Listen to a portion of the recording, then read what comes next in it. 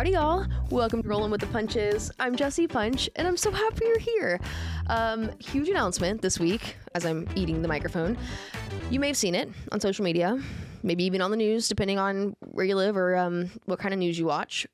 But yes, the rumors are true. I have a new hobby. That's right. Yeah, I am officially a beginner streamer / gamer. Hold the applause, really. I'll give you more info. See, the streaming thing seems pretty easy. Apparently, you can just get on the internet and talk to anybody. I learned that through my TikTok coloring group. We color together on TikTok, if you didn't. Anyways, the gaming side is where I'm going to have a little bit more to learn. NASCAR 25 comes out in the fall, so I'm very excited about that. But I think I'm going to start with Five Nights at Freddy's because I hear it's fun and it's kind of spooky, and I don't know. We'll see how that goes. But yes, I just wanted to confirm, because I know everyone has been wondering, I have officially thrown my hat into the ring. I am an amateur nerd, and I am very appreciative of you all welcoming me into your community. So thank you. I'm excited to be here. Oh, also, on that note, I have created a Discord. I'm working on a roll-in Discord to be able to have kind of a hub for everybody to hang out, talk, I don't know, whatever, you know Discord, I guess. And if you don't know Discord, then just ignore all of that and don't worry about it. But if you do, we'll see you on there soon. My guest this week is definitely somebody who does know Discord. He's 22 years old, Kole. You probably have seen Kole most recently racing in the ARCA series. He's a West Coast kid, came up through super late models, still runs a lot of super late models, an Oregon native, but moved down here last year and is just a wonderful person to get to know. You'll hear him during the interview talk about some of the influential people in his life and his racing career, Jeff Jefferson and Dustin Ash, Jerry Pitts. He mentions his brother right off the top there, Grayson Raz. Just a lot of people that helped him not only get to where he is, but just help him become the person that he is. And it's something that Kole and I talk about a little bit, is the surrounding yourself with the right people. It's something that hearing him and the way that he prioritizes it really had an impact on me. So I'm excited for you guys to hear that as well. I will say quickly before I jump into this interview, this dude right here, see him? My co-host, he's also HR of this whole operation. He camped out behind the chair during this interview. If you're not watching on YouTube and you can't read between the lines, my dog, Essopup, is who I'm talking about. He camped out behind my chair during the interview and took a little nap, which is fine. But he managed to snore during the whole thing. So if you hear something that sounds like a small freight train going through the middle of this studio, you have him to thank for that. So good thing he's cute. Anyways, I'll quit yapping, and without further ado, here is Kole. They have like a knockoff called Qdoba back home. Familiar, yes. Like, it's the only thing I like about Qdoba is they don't charge you for queso or guac. Mm-hmm. So that tortilla strips. Yeah, those are pretty sporty. They got those crunchy. Mm-hmm. See, I always was partial to Moe's. Oh, Moe's pretty Moe's. good. So good because they have black olives. Yeah, you are a black olive person. I forget. They do. They have black olives, and I love black olives. Said no one ever. No, I think my favorite part about Chipotle is that when I walk in the door, I just like immediately feel the negativity from the workers that don't want me to be there. Really? You know? Do you not feel that way? Well, like I feel a collective like, ugh, the second I walk in. And then you walk into Moe's and they go, welcome to Moe's. Yeah. I worked at a coffee shop for like 4 months. And doesn't really sound right because at that time, even now, I don't really like talking just by myself, right? So they like forced me to go talk and be really energetic and happy at 5 a.m. So that was a good over the hill climb for me. And I'm sure everyone that you were being forced to be talkative and energetic to at 5 a.m. was like, not please happy. Don't. I don't like, want this. We are 2 Red Bulls in, a couple shots of espresso. Like, we are wired. Were you a barista? I was, yeah. Dutch Bros. A Dutch Bros barista. Yep. Okay. Oh, yeah. Oh, yeah. Drop the name. That's official. Oh, yeah. Invested in the stock and everything. Okay, so coming from a Dutch Bro... Noted. You were locked in. You went all in. Oh, yeah. So coming from a Dutch Bros barista, what is the best drink at Dutch Bros? Ooh. I always panic when I go there. So I kind of worked the system a little bit to like get like a really cheap drink. So like you can order like just a shot and like 2 ounces of milk or whatever. And then you can ask for like extra milk. So it's like a $2 drink versus 5 or 6. Brilliant. So I do white coffee, salted caramel and hazelnut, chocolate milk, and there's soft top cream. Oh. Really good. It is really good. That sounds like a milkshake, like a chocolate milkshake. It's very sweet. That sounds so good. But the white coffee gets you pumped up. Okay, so I had never had white coffee until I went to Washington. I didn't know it was a thing. Is that just like a left hand of it left, has upper to, 'cause left I don't deal? see it out here. Like Okay. it's very common back home. It was great. It was delicious. It's pretty good. The first time you try, especially by itself, is rough. Like if you Oh just yeah, do I like a definitely straight didn't shot, have it by itself. No. which is kind of common for us at Dutch Bros. Like we'd all go in either shotgun or rebel, like not sip on it. Like we're shotgunning as a group, or we'll do shots of course. espresso. That's how Hence you the clock reason in. why. Yes. Yeah. Like you go do your punch card, walk over, gather the group, and you do a shot or shotgun. Okay, so have you seen the episode of South Park where the Apple customers or all the people that work at Apple, they have like a thing where they, if this isn't ringing a bell, then It's I'm not going to yet, explain no, any further. no. Okay, cool. I haven't watched a whole lot of South Park. Well, with that being said, Kole Raz, welcome to Rolling with the Punches. Thank you for having me. Of course. Thank you for being here. Of course. Typically, I love to ask about nicknames, but when you have a name like Kole Raz, Kole with a K, Yep. it's a pretty damn cool name. I don't really think you need a nickname. So I had one nickname stick for a little bit. It was Thunder Cole. And it really Thunder Cole. it all stems from Days of Thunder. So Okay. Cole Trickle, obviously, but Makes the unique sense. part was Grayson. He's 6 years older than I am. He was the one to name me, and so Wait, your parents let they your let him go 6-year-old for it. Yep. brother, your older brother name you. Yep, it was his choice. Wow. So I Bold. think my mom had the girl's name picked out because I forget like when they found out, what I was. When they found out I was a boy, Grayson heard the heartbeat and he's like, "That's as fast as Jeff Gordon." And so like that was like the story of it now. It was always racing, right? It was Jeff Gordon to Cole Trickle. And they had to change it up and go with a K. And I've only met one person to have it with a K so far. So That is the coolest story. Oh my gosh, how neat. I feel like most of the time it's like if you were going to let your 6-year-old, you would come out and you'd be like Megatron Raz right, today, something out of the ordinary, Yeah. right? Yeah, but Cole. Wow, Grayson. Good work, Grayson. He did good. That's He did stellar. good. And Cole with a K. Yeah, that's nice. Okay, so then on your race car, you got the Kool-Aid Man. Yep. I didn't know if that was going to come into play somewhere in the nickname. The Cool Raz. I'm hoping it sticks sometime. So I the like guys it. at AM, like we were all thinking about nicknames, right? And then Razzleberry came into the cards, and that's been one that's floated around for years. Little Razzle Dazzle. Little Razzle Dazzle's another one. But we just want something different to have fun, and we have a 3D printer at the shop, so we made the cow cover, the Kool-Aid Man. So we'll either fill it up with the 76 balls, and we have little raspberry like lollipops, so love the it. fans can come by and pick them out. You just bust through the wall like the Kool-Aid Man. We had designed like I was wanting to do it as like my pit board sign. Like a lot of drivers have unique things to do, for their pit stall sign, and I thought the Kool-Aid Man would be pretty badass. Okay, you are. I'm trying to say this without also aging myself, so I'm treading carefully here. The Kool-Aid Man, I feel like to me was like so much of my childhood, like busting through the thing, and then like I was gonna do a Kool-Aid Man impression. Can you do a Kool-Aid Man impression? Can you? Oh yeah. So it was popular for me. Was it popular? Okay. Like I feel like as kids, like we run around, we'd do something crazy and be like, "Oh yeah!" Oh Like we'd yeah. still do it, It's right? still It was synonymous still with a the Kool-Aid thing. Man. Yeah. Okay. So okay. it was a good enough brand to carry into the next generation. So It hit hard with me, clearly. right. Like, I got it. So, yeah, I just needed to know, basically, if the Kool-Aid Man had the same cultural impact on your generation as it did on mine. we were probably the last one. Like, I mean, it's tough too. Like kids these days don't watch, cable TV, so you don't have really Right. commercials unless you're on YouTube, right? So Right. you don't have those iconic commercials like the Kool-Aid Man or those kind of images anymore. So the Kool-Aid Man is definitely the most cool one for sure. The last great generation. Thank you for keeping the name alive. Hey, I love it. I will fully play into the Cool Raz nickname. Gotta I love support it. the brand. I love it. Being said, your generation, how old are you? 22 now. Okay. Yep. 22. Wow, so how long have you been racing then? So I started, I think the first time I got in a quarter midget was around 4.5 or 5. Grayson started when he was 6.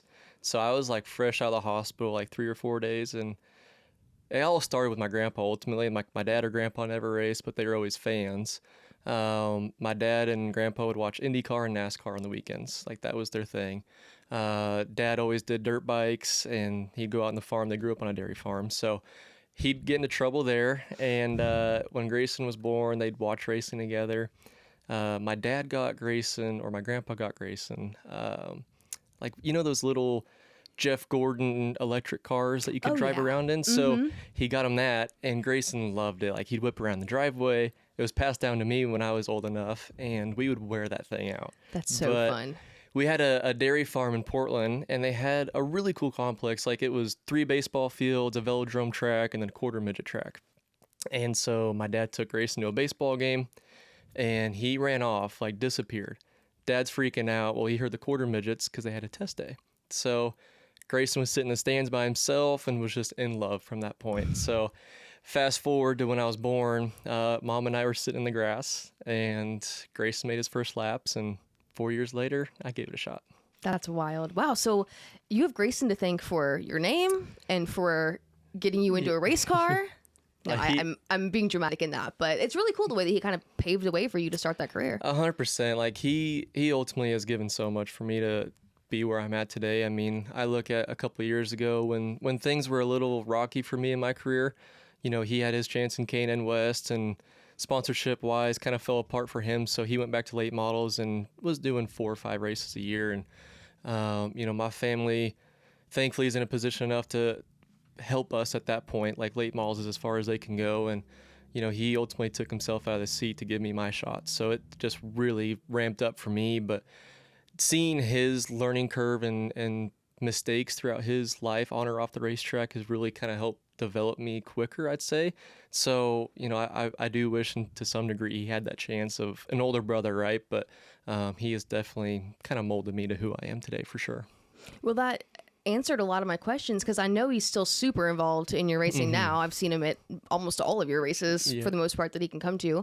So I have to imagine that was an interesting dynamic when you have an older brother, that when you both want to race, and then the timing of having to decide who continues, and I just have to imagine that's difficult. So to hear then how it really went down behind the scenes, really admirable that Grayson was able to, you know, see the bigger situation and then pour into you as an older brother. Right. And it was, like, it's still tough for me because I know how good he was, and for him to take that initiative and take a step back and give me my chance, like, it meant the world to me, right? And, you know, he still spots for me every late model race we go to. And he's still there as a cheerleader for me when we go ARCA race. And so it's really cool to have him still by my side. And to this point where we're going to Daytona or these cool racetracks, right, he's able to live vicariously through me. So, you know, it's definitely at some point I'd love for us to both be on the track again at the same time. But, you know, as of right now, he's still giving me my chance. So. Well, you did get those 2 extra years of experience on him when you started at 4 and he started at 6. So, you know, you do have that advantage working towards you. But going back to that, jumping into a race car at 4, obviously, I usually ask about how your mom and your dad feel about that, but knowing Grayson kind of softened the waters there a little bit. What did that process look like in getting started, especially out on the West Coast? It's not quite as common out in Oregon. No, it's definitely a lot harder on the West Coast just because we don't have as many racetracks, right? So I'd say when we started out, it was more of a hobby and like a weekend getaway for my family. I don't think my mom ever imagined it to get to this point, even probably when I started. Like, it was just something for us to go do something as a family, and we do it 6 or 8 weekends out of the year for our region that we had out west for quarter midgets, and met a lot of great people, and a lot of people from that quarter midget time is actually on my crew now on the late model side of things. So you just meet a lot of, you know, authentic and important people during that time, and I think as it ramped up, we started with 1 car for Grayson that I drove for my first time, and then we ended up having 8. Like, we had 8 quarter midgets, and we were loading up in the trailer, going to Indiana, running all these, you know, national events. I think that's when it probably hit my mom, like, we might be stuck. You were committed? We were in. It was the 8th race car that she was like, okay, this 7 was borderline, Got right? it. Okay, she was still holding on to the possibility, but yeah. I think that's probably why they pushed me towards basketball so much. Well, that and you're how tall? Right. So I'm 6'3", 6'4". Oh, okay. So got it. That makes sense. Yeah. So they were like, you don't want to give it a try, Kole? Basketball? Right. No? Okay. Like, I played basketball my whole life up until high school, and so you did play? I did. Okay, well, that's good. All right. But it was just something to stay busy in the off season, right? Quarter midgets wouldn't race in the wintertime except for one race in Vegas in December. But no, it's like racing was just what stuck to me and our whole family. And I think we would all agree to this point, like it was probably the best decision to make just because it unified our family so tight because you have to be, right? In this sport, when things get tough, you got to lean on one another. And here we are. I love that story because what stands out to me in that is that you as a family went into this solely for the enjoyment of entertainment and being together and the sport of it all. And I know that seems like that's how it should be, but you know, there are a lot of kids that start racing and immediately on their mind, it's like, this is what I want to do for my career. I expect to have this as a full-time job one day. And for you to go into the sport with that fun first, that less pressure, more fun, I'm doing this because I love it. I'm sure it had to be a big part in shaping your perspective of how you approach racing. But to that point, when did that perspective shift from just being fun on the weekends to really taking this more seriously as a potential career? Yeah, I'd say like towards the end of quarter midgets, like when Grayson kept climbing, it was like I still want to follow Big Brother's footsteps, and seeing the success that he had, then going to K&N, like the people that we were meeting along the way, like it just made sense to keep going, right? So like when he started running K&N with Jeff and Jerry, Jeff Jefferson and Jerry Pitts, him and Noah Gregson were teammates, and we met Dustin Ash, who basically combed Zane Smith, Riley Herbst, and Noah in legend cars and late models.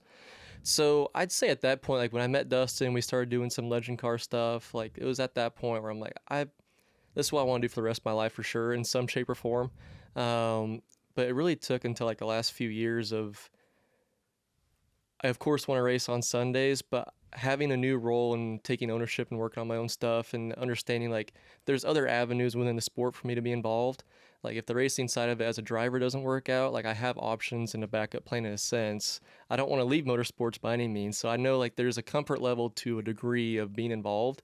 But definitely remembering the fun aspect of it all. Like when the goings get tough, like you got to sit back and realize 6-year-old me would be loving to see where I'm at today, right? So, you know, when I was through quarter midgets, you get out and you go play with your go-go cars out in the dirt field, and like hopping in the race car was like a quick little thing for the weekend, where now it's your whole life. So it's definitely crazy how it shifts. Yeah. Well, okay, you mentioned a couple of names there in Gregson and Riley and Zane. That really is kind of the West Coast talent that we see now in the higher series. So is that kind of what linked you then? Some of those names, and like you said, Jerry, did they kind of link you to transitioning from West Coast competition to trying it out down here? In a sense, you know, I think we all knew like getting back east was crucial, just because there's such a big disconnect from east to west, which is unfortunate because there is so much talent out west. It's just we don't have the tracks or the resources to do it like the East Coast does. But with that being said, like Dustin and Jeff really, and Jerry as well, like they all opened up so many doors for me. You know, even being an Oregon-based driver, I raced down in Vegas and Tucson for many, many years. And Brad and Joanne Corneliuson were my truck and late model owner in Tucson. And, you know, we got really comfortable and competitive down at the local series. And that was fun. Like, I loved it. But it was like, how can we kind of push ourselves to be uncomfortable, right? So we started doing a travel series in the Southwest and race guys like Derek Thorne and Jacob Gomes, like top dogs at the Snowball Derby week in and week out. You know, and Jeff has always said, you got to get back east, you got to get back east. And I'm just very grateful Jerry Pitts called me in 2023 to go run a couple east or west races, excuse me. And little did I know, like, winning one of those would really change where I'm at today. Like, this time last year, I had no idea I'd be living in North Carolina and racing at these places, so. And, you know, again, not to make everything about me, but that's when I met you, was when you started running west. And it was funny because I was very green at being a pit reporter, but figuring it all out. And through all my research, I didn't know who you were, but everyone's like, okay, this Cole Raz kid is going to be in the field, you know, because you were a new name coming in. And they're like, expect him to be competitive. So I obviously did my homework. And it is just funny to think now about me, like, doing homework on you. And then now I know you very well, like you're a friend. So, but looking back on it, you had a lot of success even before stepping into the West Series. And then from my memory, the way you came in, you were there, and then you hit that win, and it kind of just felt like you made your name. Right. And I'd say 2023 was a big turning point for us. That year, I practically lived with Jeff Jefferson and Dion and everybody in Natchez, Washington. When I work at home, it's just a one-car garage. And so we housed the car that we ran that year at Jeff's shop. And it's just a beautiful area to begin with. It's Eastern Washington. It's in a valley. Like, it is gorgeous. And I probably would say I was there for probably 8 months out of the year, like not continuous, but in total. And I learned a lot, like just being hands-on and being able to fix what I'd go have mistakes on throughout the weekend, and just doing it the right way and being taught the way it should be in racing, way it used to be, right? So having a sense of ownership of what you're driving, right? And Jeff was a big advocate for me to continue on, and throughout that time, we actually met Gary Crooks, who was the previous owner and part owner now of Port City Race Cars.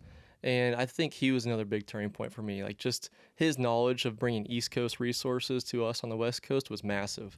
And I think that was a big turning point for success-wise on the racetrack in the late model. And, Gary ran a lot of stuff with Zane Smith, too, during New Smyrna Speed Weeks years ago. And, so, I mean, we had a chance to go west racing, met you at Shasta was the first one, and then Evergreen. And I thought that was it. Like, I loved having the chance to go big car racing at places I grew up at. And the 2024 win, we went to Kern. I found out like a week before I was going to run it. Like, he just called me and said I have an opening, and pulled together a few guys from my late model crew to go help me out. And I mean, it was a pretty badass race. Like, it was side by side with Trevor Huddleston for 20 laps, and like, it was amazing. So go into more detail about that, because to have such an amazing race and only to find out about it that soon. I know that's not super abnormal in racing, of course, to get thrown into the car, but at that level and knowing how much was on the line, the satisfaction, I'm sure, at the end of it was just unlike anything. It was incredibly special for me, but I think the coolest part of it all was Jerry. After him and Jeff split up, and they're still on amazing terms, they still help each other out, but Jerry moved back to Vegas and Pahrump. And he had been struggling for a few years. Like, he went from dominating with Noah and Will Rogers and a variety of other people that were racing for him, and was just kind of in a slump, right? Like, he had good cars, just couldn't have results. And so he used me as a resource to really try and help get his equipment back on the map, in a sense, which was kind of pressure filled for me, right? Like, to have someone believe in me like that meant the world to me. And we went to, those first two races, ran good. And, we just kept staying in touch and grew a close relationship. And when he called me for Kern, it was like, I'm all for it. Like, I want to be in the seat, right? And Dustin Ash actually moved over and started working with Jerry too. So it just made sense. So it was Dustin's birthday weekend, which was even cooler. So there's so many unique factors involved. And before I got out in Victory Lane, like, Jerry coming in and crying, like a grown man crying to me is pretty cool, but especially Jerry. Like, that's when it really hit me. Like, this is not about me. Like, this is awesome, right? But just the joy that it brought everybody that's worked so hard before I even really knew what was going along for his program. But they just put so much, blood, sweat, and tears in that organization, and to finally get it paid off is pretty cool. What a special moment. And it's like tears. Like, that means something. Like, this person, that he's not just going to cry just to cry. I mean, if he knows how much effort and time and emotion he put into this, and then also that you put into this. Did you have a sense in that Victory Lane, or even just in the day or so following, what moments like that were going to do for you moving forward? Well, I'd always looked at it as late model racing to me is extremely competitive, right? And I think we all know, like, it's an honest conversation. Like, ARCA as a whole is falling off, right? There's still really talented guys, but it just steeps off pretty quick. So, well, and I will in defense a bit of ARCA with the rise of Cars Tour. That seems to be the discussion. You're not wrong, but the attention now seems to be a lot more focused on Cars Tour. It's just expensive too, right? Like, you can go for one ARCA race, you can go do 3 or 4 Cars Tour races. Right. So, it's fallen off over the years, but the notoriety is still there. That's the biggest piece, right? So, like, you go win one ARCA race, it's going to show more notoriety and exposure than a late model win. So, at least it was a couple years ago. And it's getting better, which is awesome. But at that point, like, I knew it would change in some shape or form, not to really the degree it did. A couple months later, I got a call from Cyclone Next Gen Travel Centers, and things kind of took off from there. And, forever grateful for getting that phone call just to have the next step, changing the chapter in my story and having a chance to show what I can do at a bigger level was pretty unique. Do you guys have those moments now where you kind of like think about how far you've come and make jokes about that? Yeah, it's fun. Like Jeff especially, because I've known him since I was 9, right? 9 or 10. And I'd almost get Jeff in trouble at the ARCA races because I'm not allowed to touch the car because I'm a minor, but I'd be trying to help sling tires on and off, like just being involved for Grayson. So we definitely joke about that, and Jeff still crew chiefs me on a late model, and like we try go racing as much as we can just because we have such a good relationship. But Dustin especially, because he was still in that same time period as Jeff, and just the family aspect. Like I talk to Dustin almost every other day still, Jeff once a week-ish. And so there's still definitely a lot of communication and fun discussions of what back in the day looked like, but also so much excitement for the future of what we can still do. You mentioned earlier when we were talking a little bit about that transition and testing your talents, I should say, down in this area of racing and making that name for yourself. You mentioned running the Snowball Derby.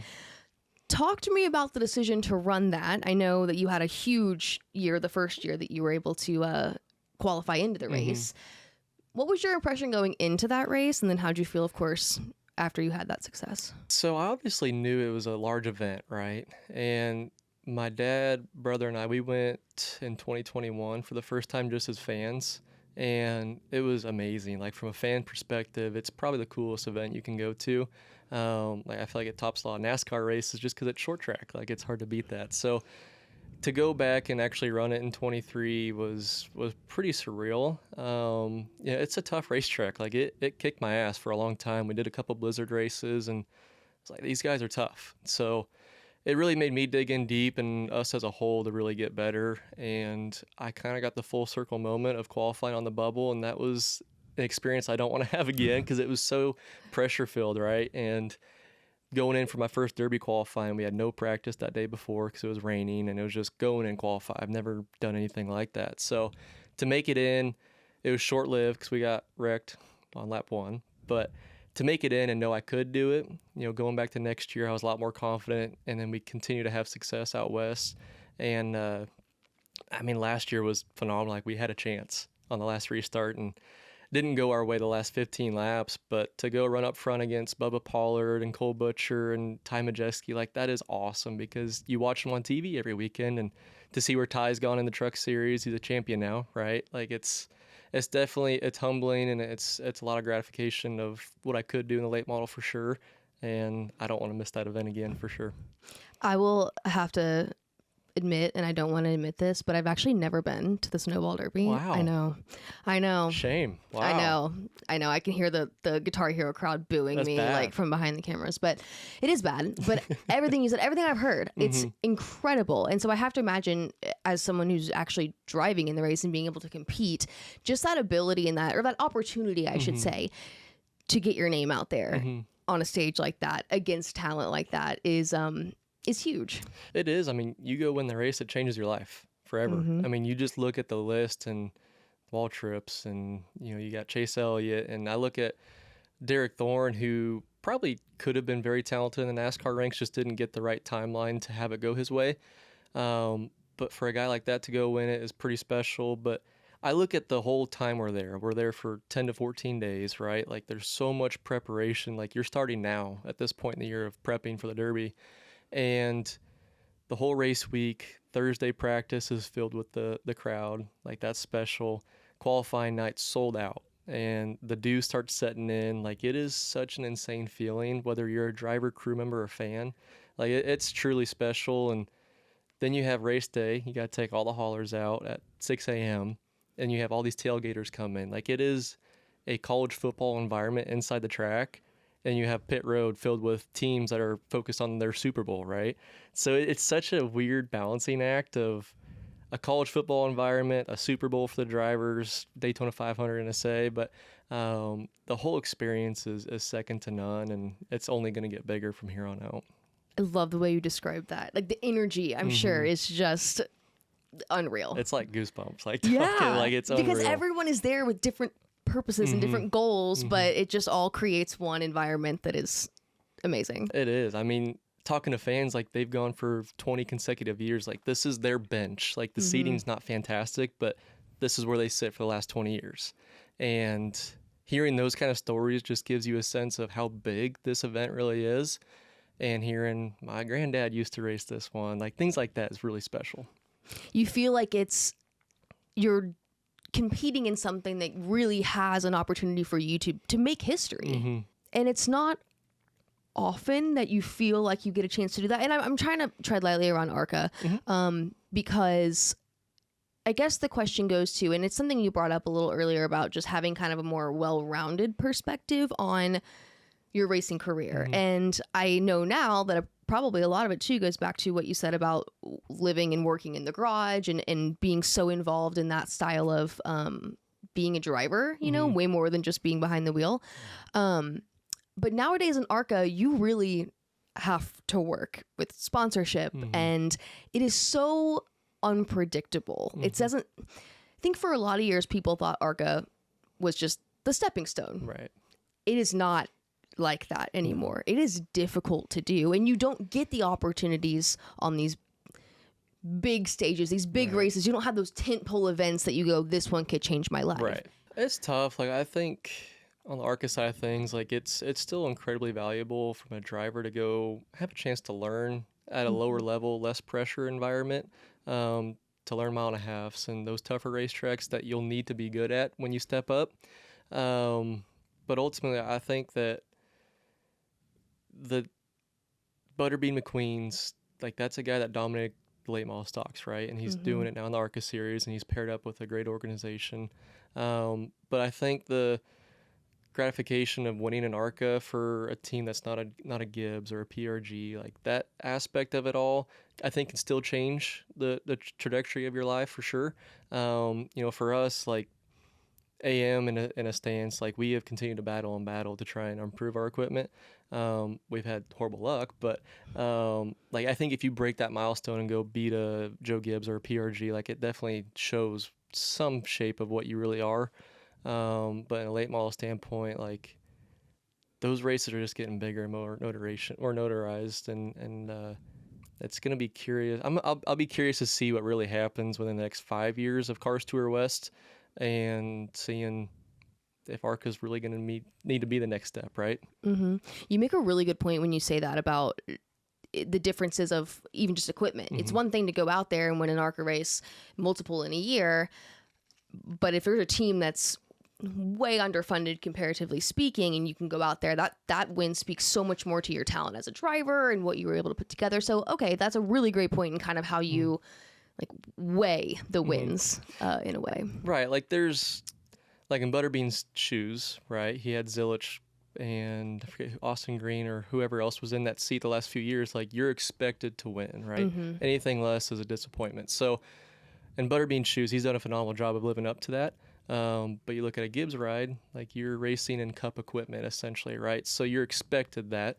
So I think if you were to go a step below that team-wise, I think it'll be beneficial to learn as a driver because you have to surpass what you may be given, right?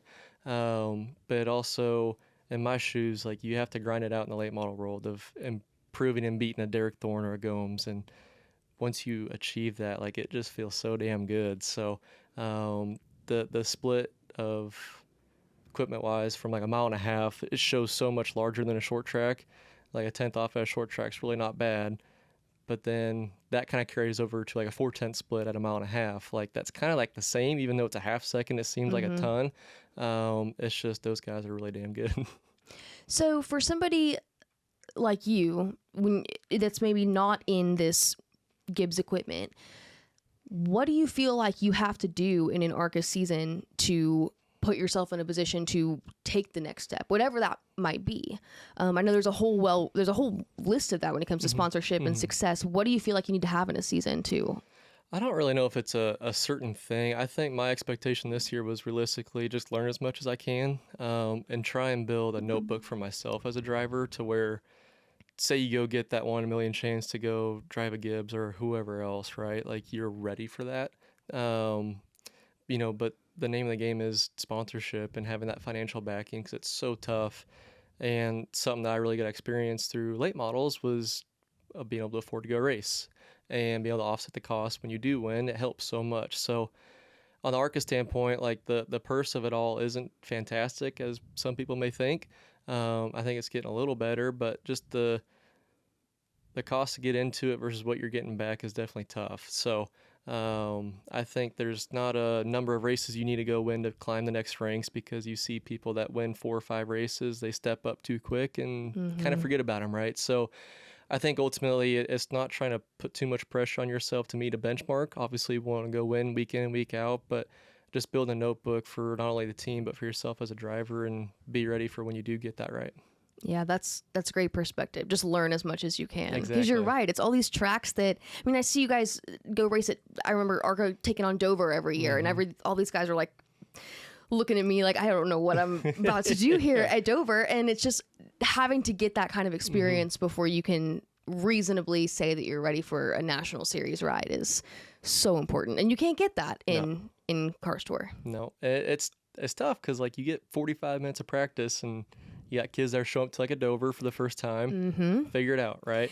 So it sets you up better in that stance of the next 3 ranks. You don't have that same practice, right? Like it's still very short and sweet. So the off week and during the week preparation is going to match. So the quicker you can improve that as a driver and use the resources around you and ultimately be a sponge, like that's a common phrase, is be a sponge of your peers, and all the manufacturer help you can get is going to be crucial. So late model standpoint, you go test whenever the hell you want. We can't on the ARCA side. So you kind of just hope you can throw a dart and make it stick. So tell me about this season as a whole then with AM. Are you satisfied with this year? Obviously, we're nowhere close to being done. Right. But given that your approach is to learn as much as you can, how would you, review this year so far? I feel like it's been solid. Like I'm really happy with the speed that we brought.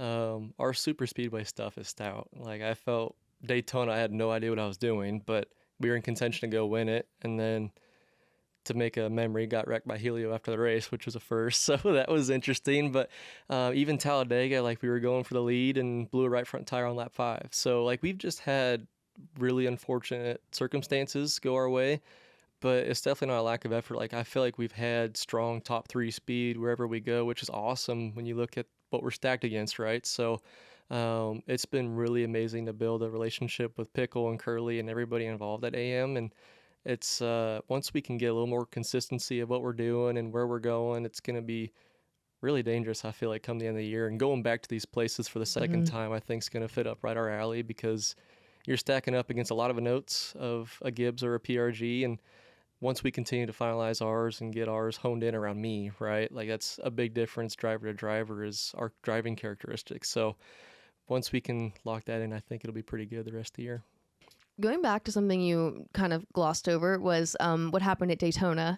And I remember it so vividly because I was standing on pit road, and the story's going to be better if you tell it. But I just remember that you got wrecked, and we were all like, what happened? Who wrecked him? And then we were like, ooh, maybe we should lay off this one a little bit. So from your perspective, what happened? It was interesting. So like, I'll even back up to about halfway through the race. Like we ran second to third most of the day. And we had a fuel issue down pit road to where we had to come back a couple more times to get it filled up so we can make it to the end. So we lost all of our track position. And it's tough because, we don't have a teammate. There's not a lot of Fords in the field. So you're kind of by yourself. And we lost the pack on the second to last restart, I think it was. And we caught them back again.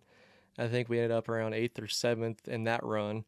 And we kind of stayed around that same area. Like the speedway stuff with the ARCA cars, it's so hard because you can't get connected that easily. There's just such an air buffer between a quarter to half car length out. Like you just stop.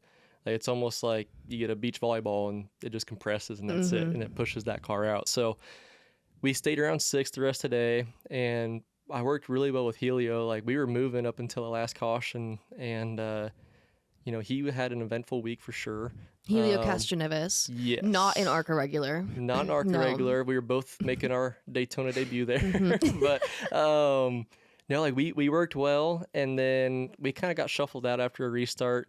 And I mean, we crossed the line. I forgot who I was pushing, but the race is over. I'm pumped up. Like we survived our first speedway race. Good result. Clean car. This is awesome. So I take a deep breath, go off into one, start letting out the throttle.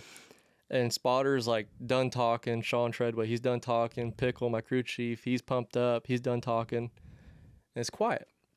Well, then all of a sudden, I'm hearing my spotter. Am I allowed to cuss on here? Oh, of course. Oh, yeah. Okay.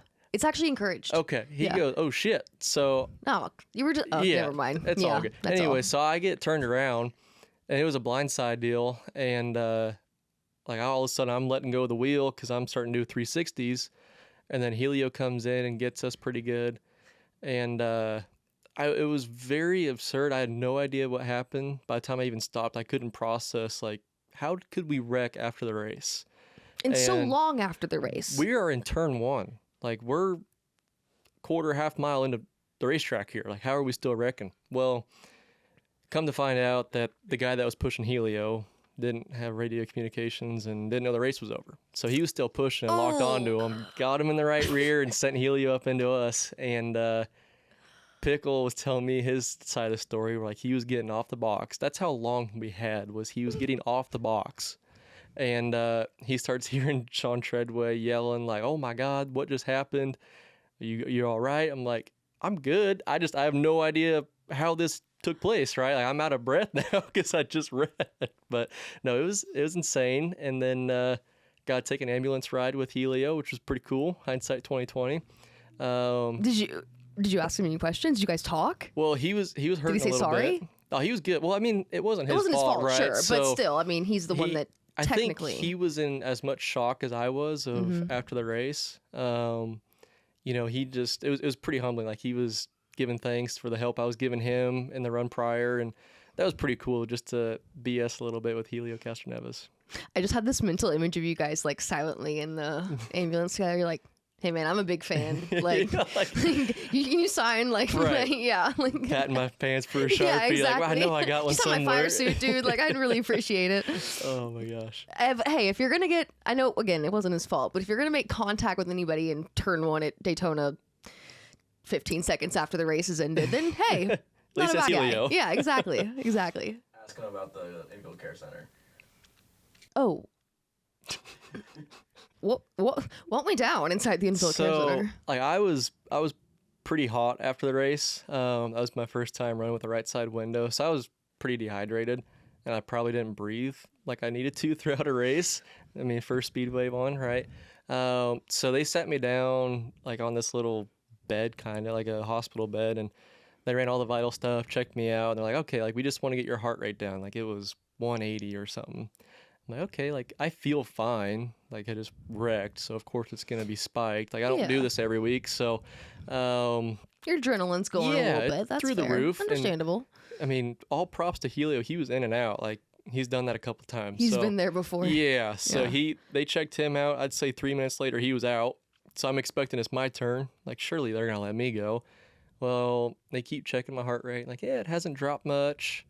And the gal that was helping me, like, kept bringing me water and Powerade, and I'm not a huge Powerade guy just because I don't like my mouth changing colors. And it was a blue one. That's fair. And you're going to come out of the infield care center and do media, and you're going to look, well, look like a Kool-Aid man, like the right? Kool-Aid man. Exactly. So I take a sip of the Powerade and I put it between my legs and I try and hide it.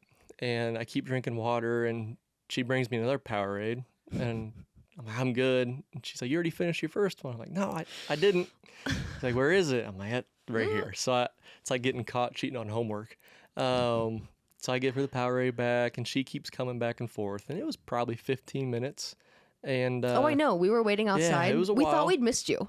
Like, we were like, did he dip? Like, we thought we'd, Like, I think the Xfinity driver intros were about to take place by the time I got out of there. But no, they let me out, and at that point, I really didn't know who I'd talked to outside the infield care center, and I can't remember his name. It was a front stretch interview guy. Huge credit. He was the one guy waiting for me, and I was fired up because I got to talk to somebody after that. It's really funny that you say that because, again, from the perspective right outside the media center, we did think we missed you because all the media was there. Helio comes out, does the interview. I'm sure they all take races off after over, Helio's and over. everybody backed up and left, and we were all like, Did we miss them? But you're Right. right. They stayed there. They waited on you, and which they should have. Like, I'm not going to hop on my soapbox right now, but that's how the sport needs to be covered. Like, you cover everybody. Every single person in that field has a story, and they did it the right way by waiting around to hear from your perspective what happened. But, okay. So you just had to like duel it out over Powerade with the lady in the infield care center. That's why it took so long. Basically, like, I guess I'll say it. Like, she was a very beautiful woman. Like, made me. I don't do great talking to females that are so that the gorgeous. heart rate right? deal. She was it's all one to making blame, sense right? now, Like Kole. she made me nervous, and I didn't really know what to do. Like, just wrecked, and now I'm talking to you, and I'm stumbling over my words, right? And I got a Powerade between my Keep legs. giving me waters, and I'm just hoping I can get out before I can't say anything. So, no, like, I think I'm gonna blame her on the extra 10 minutes I was in there because I was scared. I'm not gonna lie. I really love that. That's great. She's like, Cole, your heart rate is like really, it's actually rising. Yeah, I was like, you just gotta Sweating. leave. Yeah. When's your shift change? That's amazing. Okay, so then we'll know. If we see Cole heading to the infield care center in Daytona again, I'm going to be like, I'm on to you, my Yep. guy. I'm on to you. He's not going for an IV. Yeah, exactly. It's like the kid that goes to the nurse's office because he's hungry. Right. It's like, I need, my stomach hurts. They give him some crackers. My little Exactly. brother used to do that. Classic. Yeah. Need a snack? Just fake a stomach ache. They'll give you saltines. That's right. Brilliant. Yeah. Oh, man. So all that to say, that was how we started the year, obviously, was with a solid finish at Daytona and then a solid, post finish at Daytona. Yep. Looking at the rest of your year, what does that look like for you? Are you running the remainder of the season? What can we expect? Where Yeah. can we expect to see Cole Raz? Well, I know for sure I'll be running my late model Evergreen Speedway for the Summer Showdown here in a few beautiful. weeks. So that is a good one. Battle of Berlin in middle of August, I believe it is, for late model. So late model stuff is fairly set in stone for me. Trying to run that as much as I can. But on the ARCA side, kind of fluid right now on what we want to do, just see what makes sense for everybody involved. And, hopefully we can go back to the same racetracks twice to what we were saying earlier. Especially Phoenix, that's kind of a home race for me. So a lot of friends and family make it out to that. And it's a, pretty badass place to run. So hopefully we can make it back to there. Oh yeah, and with it being the championship weekend, it's it's such a big weekend, but that's nice that you're able to still do so much of this late model stuff and be able to go back to where your family, because your family's still in Oregon, right? They are. So they're still in Lake Oswego. My mom, dad, and brother are still there. So I'll go back there here in a couple weeks and get my car ready for Evergreen. But I'd like to, at one point this season, probably after Berlin, bring my stuff back to the East Coast just so I can stay a little more occupied throughout the week and working on that and try and do some more races on the East Coast. So You're plenty occupied. You play a lot of golf. I've been getting into it. I know that for sure. I'm just waiting on my tour card here shortly. But no, I've been shooting a crisp 100 week in, week out. So I've been killing golf for sure. Twin Oaks, if you're looking for some noodle balls, there's probably about 100 in the trees. That say Cool Raz on them. Yeah. You should get some like Kool-Aid Man custom golf balls. That would be pretty Once sick. I stop losing so many, so I can keep them, For sure. I'll for sure do It'd that. be a really expensive Yeah, buy to have custom 100%. golf balls. Be going through about 200 every week. You play a lot of golf. That's only why. Yeah, you just play so much golf. You That's don't right, have that many yeah. balls. Yeah. Definitely not in one session. Of course not. Please. That would be ridiculous. Would you say golf is like your biggest hobby? Do you have hobbies? I know race car drivers don't typically have hobbies. It's a new hobby. Like, it's 2 weeks into it, really, so it's pretty new. Okay. But I've been enjoying it, like just getting outdoors, especially now that it's summertime here in North Carolina. Like, it's beautiful. So going out with my buddy Kyler and some of the guys from the shop, we'll go out and play, and it's just a fun time. Put the phone away for 4 or 5 hours and enjoy being outside. So it's also, on the competitive side of it, something that I'm not good at. I want to be better at, so it's a good new challenge. But I'd say outside of that, like I used to be really big into, weight training and whatnot and starting to get back into that.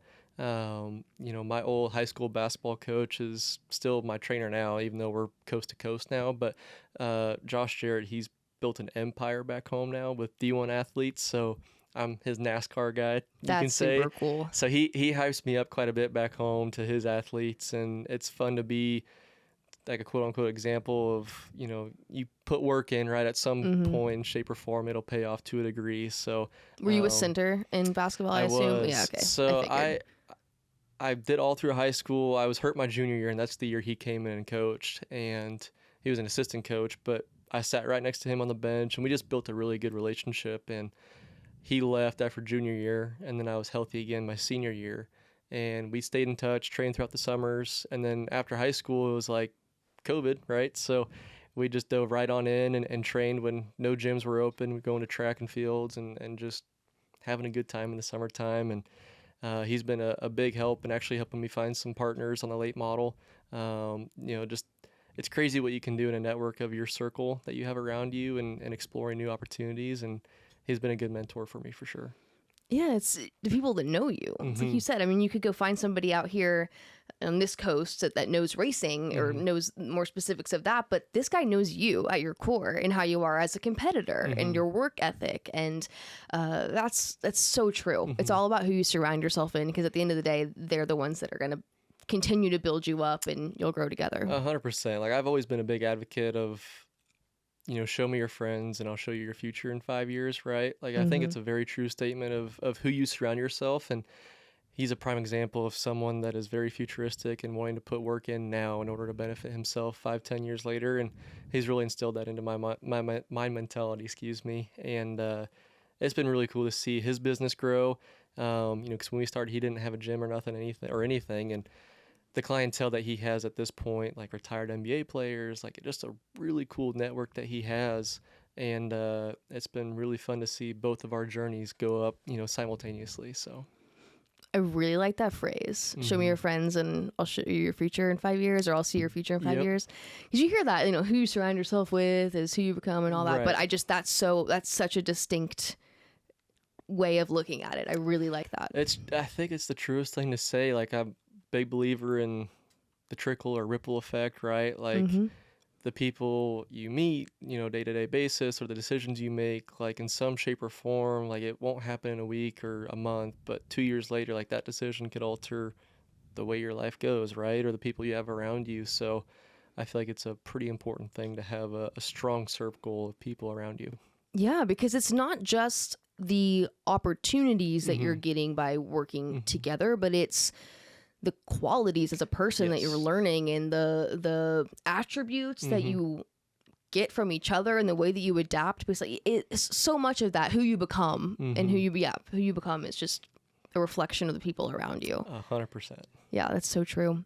I also am very impressed. I didn't realize how much basketball you played. I mean, most people, when you say you play basketball, I guess I just, kind of assumed when you were younger, because most people, when they focus so hard on racing, it's difficult for them to play another sport. So kudos to you for being able to do both. That's very impressive. No, it was fun. Like, I loved it. It was painful when I started growing, just because you're trying to go run up and down a wood court.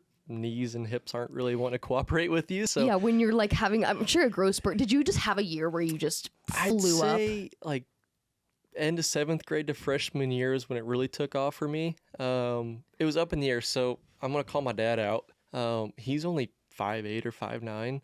So I get all my height from my mom's side. Really? My mom's 6 foot. My grandpa's 6'4". All her brothers are in the 6'5", 6'6" range. So I love my dad to death, but I'm glad I didn't fully get his height genes. Right now I kind of do, so I could fit in a race car better. But through basketball, it worked in my favor for sure. And I'd say up until that 7th grade growth spurt, like I was a point guard to a shooting guard, and then when I grew up, going to a private school, like we didn't have a lot of tall kids, so I was naturally the center and having to go up against 220-pound farm-bred boys and men.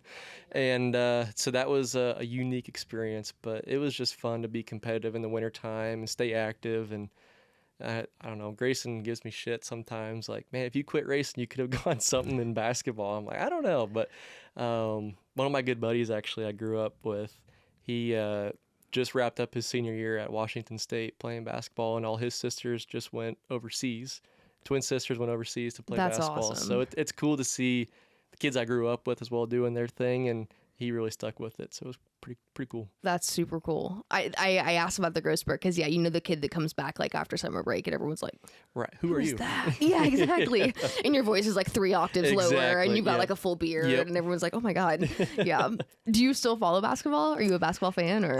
I like March Madness for sure. Mm-hmm. NBA is all right to me. Like I really didn't pay attention to the finals at all. I found out this morning the finals are still going on. Right. Like They're just still going I on. think just wrapped up now maybe. I don't know. The playoffs honestly, I start couldn't in tell you. April, Cole. Right, and just finished. But I'd say a bigger college fan just because they all are trying to prove something, and it's a shorter season where NFL and NBA is more like showy. For sure. You don't So- even have to explain it to me. I enjoy watching Yeah. defense too. It is a lot better for a fan perspective, I think, to watch college sports. Totally. Yeah, I know 100%. It's like I grew up playing soccer. People be like, "Oh, like do you follow Premier League?" I'm like, "No." Not at all. No, absolutely not. I do not follow Premier League, but I love college football. Like, I know exactly what you mean. All right. Well, before I let you go, I do a segment with all my guests, unless you have anything pressing that you want to share with me before we wrap things up. I don't want to cut you off too soon. I think I'm good. Okay. Can't think of You nothing. sure? I think so. Speak now or forever. I'm holding my hold your peace. peace. I'm holding my peace. Okay. Final segment, 3 questions for you. I call it long story short because you know me and it's like, oh my God, long story short. And then it's the longest story you've Right. quite literally ever Yep. heard. So feel free to make your answer as long or short as you want. That's up to you. Question 1, when was the last time you cried? Oh, this would be a depressing one then. So we lost my grandpa like 2 months ago. Oh, I'm so sorry. I didn't know that. Yeah, it was my dad's dad, so he's the one that got us into racing. So that was definitely tough, especially because like I moved out here in January and I saw him at Christmas, and that was kind of like the last time really saw him. So it was fairly unexpected. Lost my grandma during 2021, so my dad's side of it's kind of gone now, unfortunately. But I'd say that was probably the last time I'd for sure let it cry out. Yeah. Just because he's the reason I got into this sport in the first place. So he was a good one to cry over. How's your dad doing? I know that's He's good. I really mean, hard. I think as good as you can be in that circumstance, right? Fortunate enough, he has some good brothers in his corner that he's the youngest one of them all. So what was special was the house my dad grew up in is 5 minutes from my dad's automotive repair shop. So my grandpa would come in every Tuesday, and he'd always check in, like, how'd Cole do this weekend? Like, he was up to date, and he'd always go up to the Northwest races, and he really stopped going, like, the last year, I'd say. Like, he just became really fragile and whatnot. But I think Dad's doing good. I think he's just embracing the fact that he instilled a lot of good characteristics and quality traits into himself that carried over into us boys. So I think he's just really proud of what his dad did. I'm so sorry to hear that. Grief is such a tough thing. And I'm going to say this, and I'm going to preface it. Everyone always has the phrase of like, well, now they're with you all the time, you know, and now they'll be at every race. Yeah. And it's like, okay, but that doesn't, like, they're not here. Yeah, they're not like actually here. And it's such a tough thing when people say that.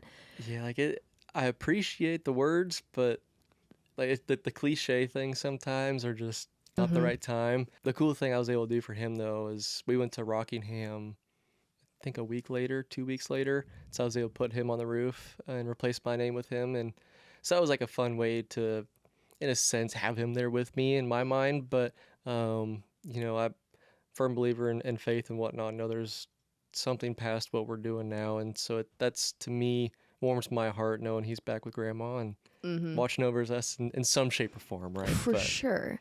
And I say that, that's exactly why I say that, is because like in my life, people that I've lost, like I hate when people, they're like, oh, they'll be with you all the time. I'm like, well, I'd rather them be here all the I want time, them on you the couch know? next to I'd me, rather them right? be Yeah. here half the time Right. and not there all the time, you know? Right.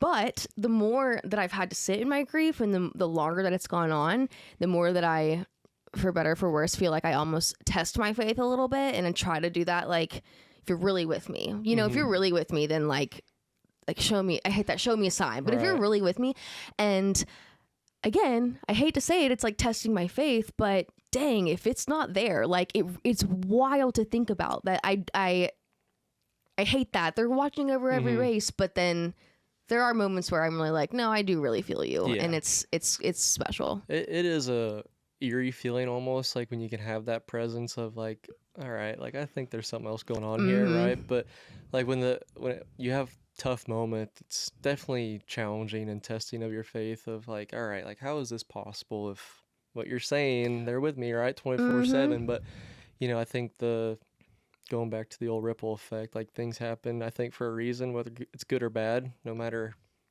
the bad things, we really don't want them to happen, right? But I think it ultimately works out in the end in some way. I said this last segment was 3 questions, and I've successfully asked you 5 already, I good. believe. So, Now we're on okay, number 2. question number 2 or 6, however you want to look at it.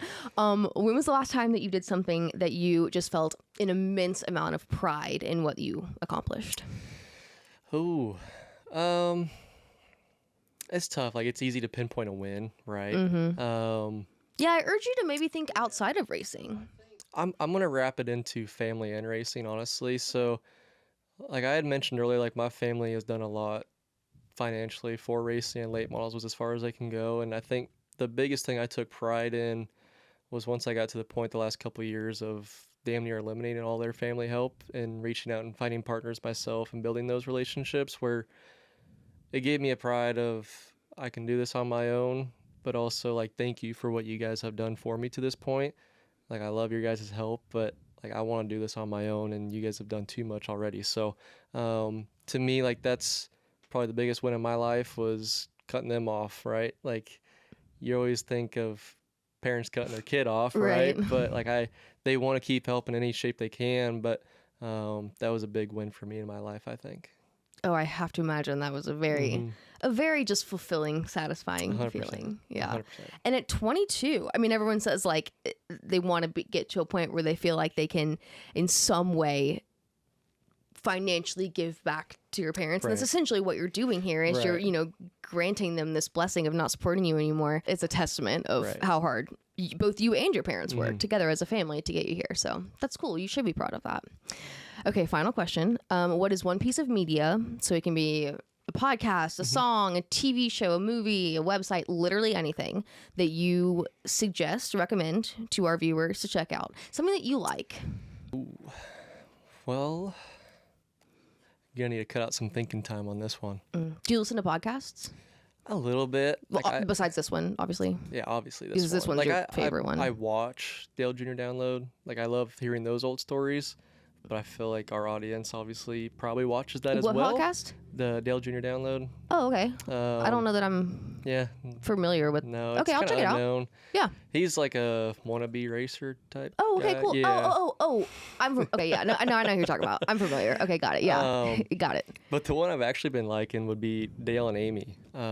Like obviously Dirty Mo Media has all their different segments, but listening to him and his wife banter back and forth is highly entertaining to Bless me. your heart. Yep. That one, Yep. it is good. It's really good. It's too good. Thanks for the free ads. We always love giving them. Oh, yeah. Kind of a weekly thing over here. Actually, we give more advertisements to Dirty Mo Media than Dirty Mo Media pays for all year long. Yeah, they've actually been able to cut back on their advertising budget because we've been able to keep up with what they've... We almost got to work in like an incentive program. What's Kinda that? Like, we got to work in like an incentive program, like as for fast sure. as Xfinity Internet. That You know what I mean? So true. Like, I love it. Like Coke chug points. something, right? Okay. I'm big on it. Here's $50. Here's $100. You might be onto something I'm here. just saying. I got a little overheated and flustered there, and I didn't actually give you a chance to give me an answer, an appropriate answer besides Dale Jr. So I'm gonna go TV show wise. okay, We got Tires with Shane Gillis. beautiful. Amazing. Season 2 is out. That's right. Already binge watched that. That's a good one. I was a big Suits fan. Okay. I don't even know all the names of the real actors. I think one's the wife of the king, I think, or something. Is that one with Meghan Markle? Yes. Is that she? Yeah. So I like that series. Like some people don't like it. Like it's a little repetitive towards Wait, did the you say end. the wife of a king? Something? I don't Is that even what know. you said? What is it? No, I just love that. No, it's like Queen? it's close enough. No. It's like Yeah. close enough. Like you're right. It's the royal Something family. like that, right? It's in there. My It was bad. just. It was just so funny. It was the most dude. Like some lady, like the wife of a king or something. Like yeah. Sorry. That one. That made me laugh. Kyler got me hooked on Righteous Gemstones. Yep. So that one is a lot going on in that series. And You know a who little got Kylo twisted. hooked on Righteous Gemstones? I'm going to say someone sit in this room. Me. For sure. So you have me to thank for that. Well, thank you very much. You're so welcome. See, it's a I classic. appreciate you. I appreciate the thank you. That was a good one. It was a good recommendation. I'd recommend it to my peers. The other one, what else we got? We covered Tires, Righteous Gemstones, Suits. I've been getting into a little bit of Grey's Anatomy, which I know I'm really late on, but there's so much to watch. We're all over the board. Oh, 100%. But Okay. I like a variety of things. Do you so like the hospital vibe though? Like I don't do the whole I don't mind it. Yeah. I Okay. don't mind it. Like there's so much storyline involved to me. Like kind of entertaining. That was what But I it guess doesn't my freak me question out, is right? is there enough drama to make up for the I'd say so, like because they have Hospital-y. enough of a storyline like past the hospital, right? Of like their personal lives that gets like the aren't romantic they all side of it sleeping all. with each other and It's a mess for sure. Yeah. Like there's a lot going on in that hospital, but I don't know, it kind of got me hooked. So I mean there was a million seasons of it. I think So they're still coming out. Yeah. Is it still on? I saw on Netflix there's a new season, whether it's just for Netflix or not. That's I have no idea. I wouldn't be There's surprised. like 20 of them. But I just feel like that show has been on Long time. yeah, since I was a kid. 100%. A long time. It's like Kool-Aid Man. Also, though, I'm getting a really funny kick out of thinking about you in the living room watching Grey's Anatomy. Well, It's a great show. I'd say but that's it's like just, the big thing, like Yeah. switching to movies. Like people wouldn't guess, like I like romantic comedies. Like that's like my thing. Really? Yeah, You're like a rom-com guy. Yeah, like my mom and I, like she kind of gave me nightmares of like Lifetime movies. So like the kidnapping, murder stories. Yes. I love freak me Lifetime out. movies. Like I'd go to bed and I'd hear like the AC kick on. I'm like, somebody's coming to kill me. 100%. So like I'd freak out. I'd go around. I'd sleep on their floor for a long time, probably longer than I should have as a kid. But no, rom-coms are for sure right up my alley. Like I'll watch the cheesiest ones and I'll love it. Do you have a favorite?